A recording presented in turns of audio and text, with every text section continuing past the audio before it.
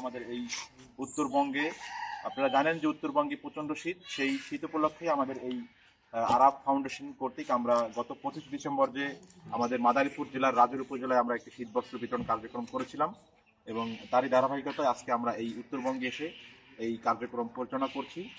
অনুষ্ঠানে আমাদের মাঝে উপস্থিত রয়েছেন আমাদের এই জসিমউদ্দিন ডিগ্রি কলেজের সম্মানিত প্রফেসর ইউনুস মন্ডল ভাই, ইউনুস বিশ্বাস ভাই। অনুষ্ঠানে উপস্থিত রয়েছেন আমাদের এই সংগঠনের ফাউন্ডার ডিরেক্টর জনাব মোহাম্মদ হাবিবুর রহমান আকন ভাই। অনুষ্ঠানে উপস্থিত রয়েছেন আমাদের এই সংগঠনের ফাউন্ডার এবং ডিরেক্টর জনাব মোহাম্মদ শাওন করিম।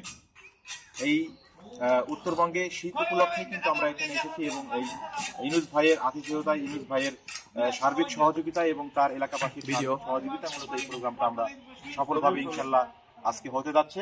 তা আমরা বেশি কথা বাড়াবো না, আমি শুরুতেই ইউনুস ভাইকে শুভেচ্ছা বক্তব্য দেওয়ার জন্য বিনীত অনুরোধ জানাচ্ছি। একেবারে সংক্ষিপ্ত পরিসর ভাই যদি কিছু বলতেন। আসসালামু আলাইকুম।